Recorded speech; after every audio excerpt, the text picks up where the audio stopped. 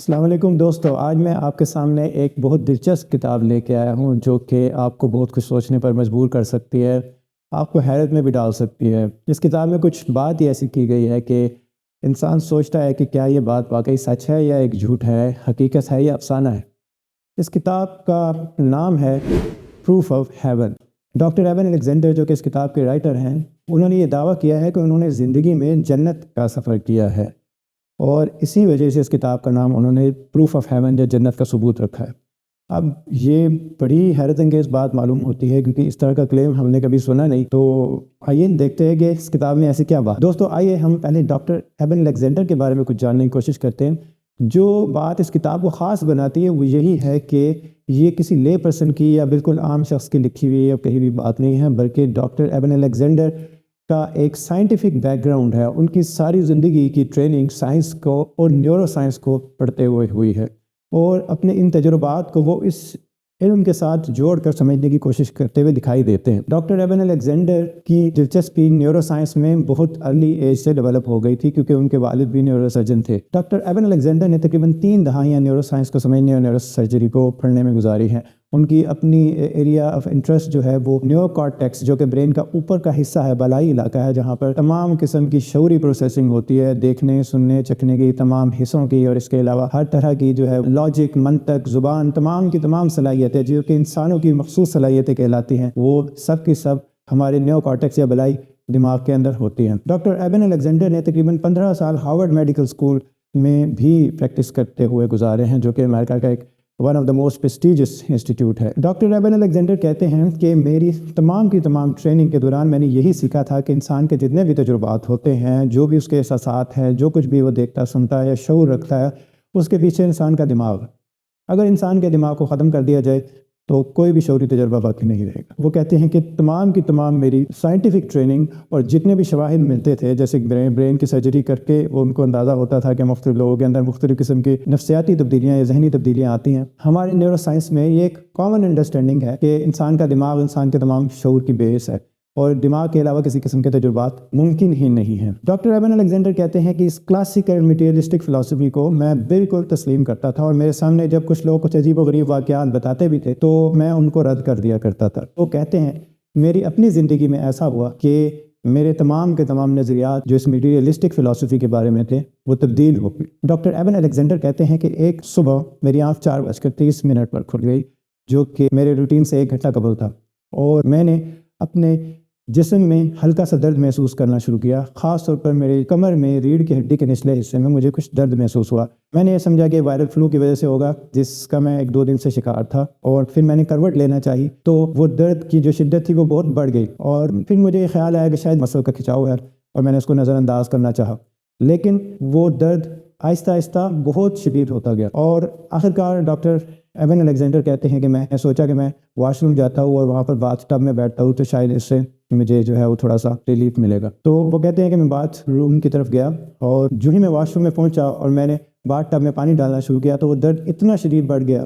کہ میرے لیے چلنا بھی مشکل ہو گیا۔ میں یہ سوچنے لگا کہ میں واش روم سے کس طرح واپس جاؤں گا، اس لیے میں اسی وقت واش روم سے نکل پڑا۔ وہ کہتے ہیں کہ میں بہت ہی مشکل سے اپنے آپ کو کھینچتا ہوا اپنے بیڈ روم تک آیا اور اپنے بستر پر گر پڑا۔ اسی دوران میری وائف کی آنکھ کھل گئی اور انہوں نے مجھ سے پوچھا کہ کیا معاملہ ہے، اور میں نے بتایا کہ میں شدید کرب اور درد میں مبتلا ہوں۔ آخرکار وہ درد بڑھتا گیا اور کسی بھی طریقے سے وہ کنٹرول میں نہیں آ رہا تھا۔ ڈاکٹرز کو بلایا گیا، ایمرجنسی میں ڈاکٹر ایون الیگزینڈر کو لے جایا گیا، اسی ہاسپٹل میں جس ہاسپٹل میں وہ خود نیورو سرجری کی پریکٹس کر رہے تھے۔ وہ یہ کہتے ہیں کہ جب وہ ہاسپٹل میں پہنچے تو اس وقت تک ان کا ہوش تقریباً جا رہا تھا، ان کے جسم میں شدید جھٹکے لگ رہے تھے اور سیزرز ان کو آ رہے تھے، اور کسی کو کچھ سمجھ نہیں آ رہی تھی کہ یہ کیا معاملہ ہے اور کس طریقے سے ایسے ہو گیا۔ کچھ ہی دیر کے بعد ڈاکٹر ایون الیگزینڈر ڈیپ کوما میں چلے گئے اور ان کو وینٹیلیٹر پہ ڈال دیا گیا۔ ڈاکٹر ایون الیگزینڈر یہ کہتے ہیں کہ ان کی ڈائگنوسس ہوئی میننجائٹس، جو کہ برین کی لیئرز کی انفلیمیشن ہوتی ہے، اور یہ انفیکشن ہوئی ایکولائی بیکٹیریا کی وجہ سے۔ یہ ایک بڑی ریئر قسم کی انفیکشن ہے، کیونکہ ڈاکٹر ایون الیگزینڈر کہتے ہیں کہ میننجائٹس 2 طرح کا ہوتا ہے، ایک وائرل ہوتا ہے اور بیکٹیریل ہوتا ہے۔ جو وائرل میننجائٹس ہے وہ ریکوریبل ہوتا ہے، جبکہ جو بیکٹیریل میننجائٹس ہے، اسپیشلی ایکولائی بیکٹیریا، وہ بہت ریئر فینومینا ہے، جو کہ تقریباً 10 ملین لوگوں میں سے ایک شخص کو ہو سکتا ہے، اور اس کے اندر ریکوری کے چانسز تقریباً نیل ہوتے ہیں، اور اگر ریکوری ہو بھی جائے تو ایسا شخص جو ہے وہ مکمل ریکور نہیں ہو پاتا اور بعض اوقات نیند مردہ حالت میں ہی زندگی گزارتا ہے۔ اور حیرت انگیز بات یہ ہے کہ ڈاکٹر ایبن الیگزینڈر تقریباً 7 دن کوما میں رہنے کے بعد اس بیماری سے باہر آ گئے اور وہ اپنی نارمل روٹینز میں واپس آنا شروع ہو گئے۔ ان کی ریکوری بھی ایک بڑی میریکولس ریکوری ہے۔ تو دوستو، اس کہانی کی مین تھیم سٹارٹ ہوتی ہے وہ کوما کے دن، جو 7 دن انہوں نے اس میں گزارے ہیں۔ اس میں وہ یہ کہتے ہیں کہ میرا برین جو تھا وہ ایکولائی بیکٹیریا کی زد میں تھا، اور وہ ایکولائی بیکٹیریا میرے برین کے نیو کارٹیکس کو تقریباً شٹ ڈاؤن کر چکے تھے، اور اس لیے وہ یہ بتانے کی کوشش کرتے ہیں کہ یہ کسی بھی طرح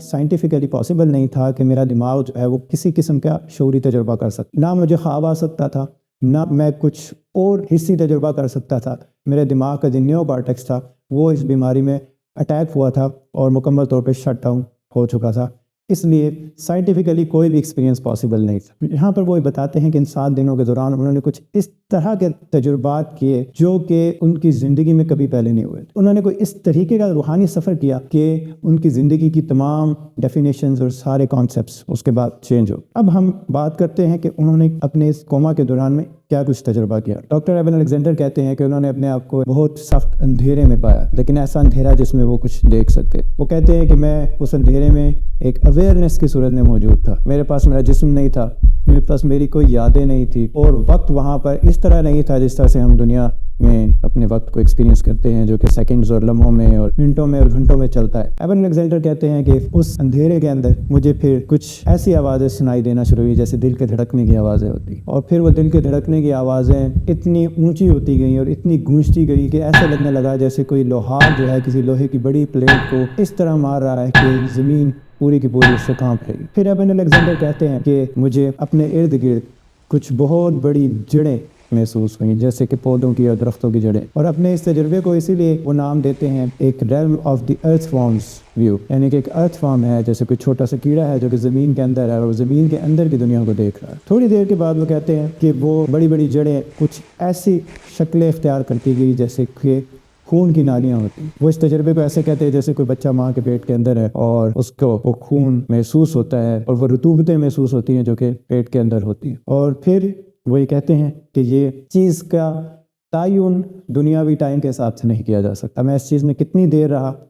اس کا کوئی اندازہ نہیں کیا جا سکتا، شاید مجھے ایسا لگے کہ میں ہمیشہ اسی چیز کے اندر تھا۔ اور پھر وہ کہتے ہیں کہ کچھ ایسی بوئیں شروع ہو گئیں جیسے کہ وامٹ کی بدبو یا خون کی بدبو، اور ہر طرف سے ان کو ان چیزوں نے گھیر لیا۔ پھر کچھ دیر کے بعد کسی گندگی میں سے انتہائی بھیانک درندوں کی شکلیں نمودار ہونا شروع ہو۔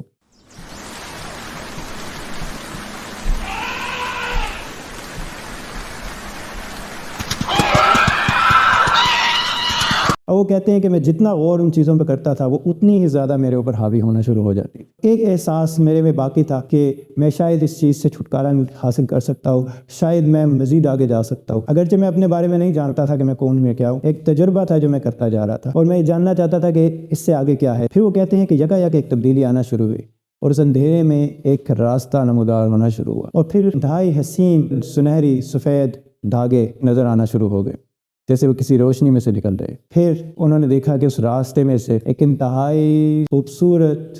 پیس آف میوزک، ایسی دھن جو کہ آج تک کسی کان نے وہ دھن نہیں سنی ہوگی، اور پھر اس راستے پر وہ کہتے ہیں کہ میں بہت چل پڑا۔ وہ ایک ایسا وارٹیکس تھا جو کہ ان کو کھینچ کے لے کے جا رہا تھا، اور پھر وہ کہتے ہیں کہ میں اس راستے میں سے خود بخود نکلتا گیا۔ جب میں اس راستے سے باہر نکلا تو ایک بالکل عالیشان دنیا میرے سامنے، ایسے مناظر جو کہ کسی انسانی آنکھ نے شاید کبھی دیکھے ہوں۔ مجھے اپنے نیچے ایسے محسوس ہوتا تھا جیسے زمین سے ملتی جلتی کوئی چیز، لیکن وہ زمین بھی نہیں تھی۔ وہ کہتے ہیں کہ یہ تجربہ ایسا ہی ہو سکتا ہے جیسے کوئی چھوٹا بچہ اپنے کسی آبائی گھر میں جس میں پہلے وہ رہا اور اس کے بعد بڑی عمر میں وہ دوبارہ جائے، اس کے اندر اس کی کچھ تھوڑی بہت میموری موجود ہو، تو کچھ اسی طریقے سے مجھے احساس ہوتا تھا کہ یہ جگہ کچھ دیکھی ہوئی ہے۔ وہاں پر وادیاں تھیں، وہاں پر ہریالی تھی، وہاں پر سبزہ تھا، وہاں پر دریا تھے، سب کچھ تھا۔ پھر وہ کہتے ہیں کہ میں نے بہت حسین لوگ وہاں پر دیکھے جو کہ بہت خوبصورت کپڑوں میں ملبوس تھے، لیکن وہ کپڑے انتہائی سادہ بھی تھے۔ وہاں پر لفظوں میں کمیونیکیشن نہیں ہوتی تھی، وہاں پر ذہن اس طرح نہیں چلتا تھا جس طرح سے دنیا میں ذہن چلتا ہے، اور وہاں پر چیزیں ہمارے جذبات کے ساتھ جڑی ہوئی تھیں۔ اگر ہم خوش ہوتے تھے تو ہمیں اپنے ماحول میں بھی ایک دم سے رنگوں کا بدلاؤ نظر آنا شروع ہو جاتا تھا۔ وہ دائروں کے اندر تھے، آپس میں جھوم رہے تھے، کچھ بچے تھے جو ادھر ادھر کھیل رہے تھے، کچھ ڈاگس تھے جو ان بچوں کے ساتھ کھیل رہے تھے. اس طرح کا انہوں نے ایک تجربہ کیا. اور پھر وہ کہتے ہیں کہ یہ تمام کے تمام تجربے جو میں کر رہا تھا یہ کوئی خواب کی طرح نہیں تھے. جب ہم سوتے ہیں اور ہم خواب دیکھتے ہیں تو خواب ہمیں غیر واضح محسوس ہوتے ہیں, اور جب ہم جاگتے ہیں تو ہمیں پتہ چلتا ہے کہ یہ جو حقیقی زندگی ہے وہ خواب سے مختلف ہے. وہ کہتے ہیں کہ جو تجربات میں کر رہا تھا وہ اس حقیقی زندگی سے بھی زیادہ حقیقی تھی. اس کے لیے وہ لفظ استعمال کرتے ہیں الٹرا ریئل, کہ وہ ریئلٹی جو میں نے ایکسپیرینس کی وہ کسی طریقے سے بھی خواب نہیں تھا, وہ الٹرا ریئل تھا. وہ اس کو سمجھنے کے لیے ایک مثال ایسے دیتے ہیں کہ جیسے ایک سنیما ہال میں ایک مووی ہے اور مووی کو دیکھنے کے لیے کوئی شخص جاتا ہے اور مووی بھی بہت اچھی ہے اور اس کو انجوائے کرتا ہے, لیکن جب وہ باہر نکلتا ہے تو اس کو بہت زبردست سنی ڈے ملتا ہے اور وہ اس کو افسوس ہوتا ہے کہ میں نے اپنا ٹائم ضائع کیا مووی دیکھنے میں. وہ کہتے ہیں کہ جو تجربات میں کر رہا تھا ان کے آگے دنیا کے تجربات اس طرح جس طرح ہم سنیما ہال میں بیٹھ کے کوئی مووی دیکھ رہے. اسی تجربے کے دوران ان کو ایک پریزنس کا احساس ہوا, اور جب انہوں نے اپنے ارد گرد دیکھا تو ان کو ایک انتہائی خوبصورت دلکش دوشیزہ نظر آئی جو کہ ان کے ساتھ تھی. اس کے ساتھ ان کی کمیونیکیشن لفظوں میں نہیں ہوئی بلکہ ڈائریکٹلی براہ راست وہ اپنے تھاٹ سے ایک دوسرے کو ٹرانسفر کر سکتے تھے اور سمجھ سکتے تھے. اس حسین لڑکی نے جب ان کی طرف دیکھا تو وہ نظر ایسی نظر تھی کہ اس نظر کو کسی بھی نظر سے کمپیئر نہیں کیا جا سکتا. نہ اس میں محبت تھی, نہ اس کے اندر رومانس تھا, بلکہ اس کے اندر کچھ ایسی چیز تھی جو کہ آل کمپریہنسو تھی. اس کو ہم کسی دنیا کے سٹینڈرڈ کے اوپر پرکھ نہیں سکتے. ایک دوسرے سے براہ راست کمیونیکیٹ ہو جایا کرتی تھی. وہاں پر اس دنیا میں لفظوں کی ضرورت ہی نہیں تھی. پھر وہ کہتے ہیں کہ اس لڑکی نے مجھے جو میسج کنوے کیا اس کو 3 حصوں میں تقسیم کیا جا سکتا ہے. You are loved and cherished dearly forever. There is nothing to fear. There is nothing you can do wrong here. وہ کہتے ہیں کہ تتلیوں کے اوپر سوار, خود بھی میں تتلیوں کے اوپر سوار ہو گیا اور ہمارے سامنے اتنے جھنڈ کے جھنڈ تتلیوں کے آنا شروع ہو گئے جن کا اندازہ نہیں کیا جا سکتا. وہ بار بار اس بات کا اعادہ کرتے ہیں کہ میں الفاظ میں کبھی بھی جو تجربات کر چکا ہوں ان کا اظہار نہیں کر سکتا, میرے پاس وہ لفظ نہیں ہے. بلکہ وہ بعض اوقات ایک مثال دیتے ہیں کہ اگر ایک بندر کو ایک دن کے لیے انسان بننے کا موقع مل جائے اور پھر وہ دوبارہ بندر بنے اور اپنے بندروں کو سمجھانا چاہے کہ انسان کس طرح کا ہوتا ہے, تو بالکل میں اس وقت اسی طرح اس کتاب کو لکھتے ہوئے کہ وہ تجربات کو میں لفظوں میں بتا نہیں سکتا. اس لڑکی نے ایک میسج ان کو یہ کنوے کیا جو کہ بڑا انٹرسٹنگ تھا کہ ہم آپ کو بہت ساری چیزیں یہاں پر دکھائیں گے but eventually you have to go back, لیکن آپ کو واپس جانا ہوگا. یہ بات ان کے لیے بہت حیرت انگیز تھی. وہ یہ لکھتے ہیں کہ یہ بات پریشان کن بھی تھی کیونکہ جو تجربات میں کر رہا تھا ان تجربات کے بعد میں واپس جانا نہیں چاہتا تھا. پھر وہ یہ کہتے ہیں کہ وہ تتلیوں کے پروں پر سوار ہو گئے اور وہ تتلیوں کے پروں پر بہت ساری جگہوں کو دیکھتے رہے. پھر بہت حسین دلکش سرمئی بادلوں کے پاس پہنچے. ان بادلوں سے بہت اوپر ایک جگہ پر انہوں نے دیکھا کہ کچھ ہیونلی بینگز ہیں جو کہ دائروں میں گھوم رہی ہیں, اور وہ ہیونلی بینگز جو ہیں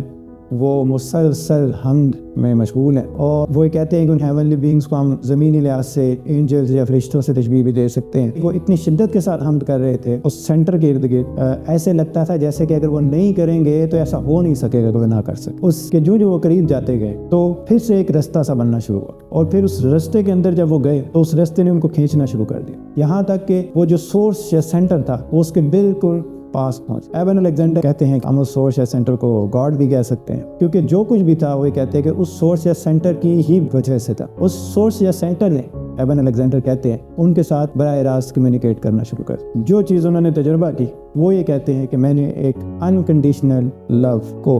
وہاں پر تجربہ کیا. مجھے احساس ہوا کہ تمام کی تمام بنیاد ہے اس سارے نظام کے بننے کی وہ لو ہے, اور جو سورس ہے وہ ہم سے بے تحاشا محبت کرتا ہے. پھر وہ یہ کہتے ہیں کہ اس دنیا میں جو ایول ہمیں نظر آتا ہے یا اس پوری کائنات میں جو ایول نظر آتا ہے یہ بہت ہی کم ہے خوبصورتی اور اچھائی کے مقابلے. پروفیسر الیگزینڈر کہتے ہیں کہ اس عظیم ہستی کے سامنے بھی مجھے بتایا گیا کہ مجھے دوبارہ واپس جانا ہے, اور پھر وہ کہتے ہیں کہ میرا واپسی کا سفر شروع ہوا, اور واپسی کا سفر بھی بالکل اسی طریقے سے ہوا جس طرح سے میرا آغاز, یعنی کہ میں اس وارٹیکس سے واپس آیا اور اس کے بعد میں دوبارہ سے انہی نچلی دنیاؤں میں دوبارہ سے جاتا گیا, یہاں تک کہ میں پھر اسی حالت میں پہنچ گیا کہ میرے ارد گرد خون اور مٹی تھی. پھر انہوں نے کچھ چہروں کو بھی دیکھا, اور یہ وہ چہرے تھے جو کہتے ہیں کہ بعد میں نے ان کو ریکگنائز کر لیا کہ وہ لوگ تھے. یہ میری بیوی کا چہرہ تھا, میرے بچے تھے, اور کچھ اور لوگ تھے جو کہ میرے لیے دعا کر رہے تھے, میری صحتیابی اور میری ریکوری کی دعا کر رہے تھے. ان چہروں کو بھی میں نے دیکھا, اور شاید ان کی دعاؤں کی وجہ سے مجھے اس دنیا سے دوبارہ سے واپس بھیج دیا. اور پھر وہ کہتے ہیں کہ میں انہی علاقوں میں سے اور انہی جگہوں میں سے ہوتا ہوا آخرکار واپس آیا. تقریباً 7 دنوں کے بعد وہ یہ کہتے ہیں کہ میری آنکھ میریکولس تھی, کھل گئی، جبکہ ڈاکٹرز تقریباً امید توڑ چکے تھے اور وہ فیملی کو کنونس کرنا چاہ رہے تھے کہ مجھے وینٹیلیٹر سے ہٹا دیا جائے اور اس کے علاوہ جو ہے اس کا کوئی چارہ نہیں رہ گیا۔ اس میریکولس تجربے کو انہوں نے اپنے کتاب میں درج کیا۔ وہ کہتے ہیں کہ اس میریکولس ریکوری کے بعد مجھے 2 ماہ تقریباً لگے اپنے آپ کو مکمل طور پر سینسز میں لانے میں، اور پھر آہستہ آہستہ وہ کہتے ہیں کہ یہ تمام یادیں جو کہ میں اس دنیا سے لے کے آیا تھا وہ میرے سامنے آنا شروع ہوئی، اور یہ یادیں یادوں کی صورت میں نہیں تھی، حقیقت کی صورت میں میرے سامنے تھی۔ ان کو میں کسی خواب سے تعبیر نہیں کر سکتا، ان کو میں کسی اور تجربے کا نام نہیں دے سکتا، بلکہ وہ کہتے ہیں کہ وہ اس دنیا سے بھی زیادہ ریئل یادیں تھیں۔ ایک اور ٹویسٹ جو ابھی اس کہانی میں باقی ہے وہ یہ ہے کہ ڈاکٹر ایون الیگزینڈر جس فیملی میں پلے بڑھے وہ ان کی بایولوجیکل فیملی نہیں تھی، بلکہ ان کو اڈاپٹ کیا گیا تھا، اور انہوں نے اپنی زندگی میں اپنے بایولوجیکل پیرنٹس سے رابطے کی کافی کوشش کی تھی، جس میں ان کو کچھ حد تک کامیابی ہوئی تھی، لیکن وہ ان سے ابھی تک مل نہیں پائے تھے اپنی تمام زندگی میں۔ ان کی جو بایولوجیکل فیملی تھی، ان کے بچے یعنی کہ جو ایون الیگزینڈر کے حقیقی بہن بھائی تھے، ان میں سے ایک بچی کی 2 سال قبل ڈیتھ ہوئی تھی۔ ڈاکٹر ایون الیگزینڈر کہتے ہیں کہ جب میں نے کوما سے واپس آنے کے بعد مکمل انویسٹیگیشنز کی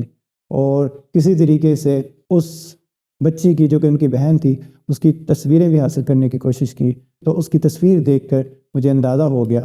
کہ مجھے اس دنیا میں ملنے والی لڑکی ان کی وہی بہن تھی۔ دوستو، یہ واقعات واقعی ناقابل یقین لگتے ہیں، خاص طور پر آج کی سائنسی دنیا میں، جب کہ ہم ہر چیز کو ایک آبجیکٹیو اینگل سے دیکھتے ہیں، ہر چیز کو ہم سامنے دیکھنا چاہتے ہیں، پھر اس کی تائید کرنا چاہتے ہیں۔ اس طرح کے واقعات ہمیں بعض اوقات من گھڑت لگتے ہیں، لیکن ڈاکٹر ایون الیگزینڈر جو کہ میں آپ کو اس ویڈیو کے شروع میں بتا چکا ہوں ایک نیورو سائنس کی فیلڈ سے تعلق رکھنے والے تھے، وہ یہ لکھتے ہیں کہ میں نے اپنے ہوش میں آنے کے بعد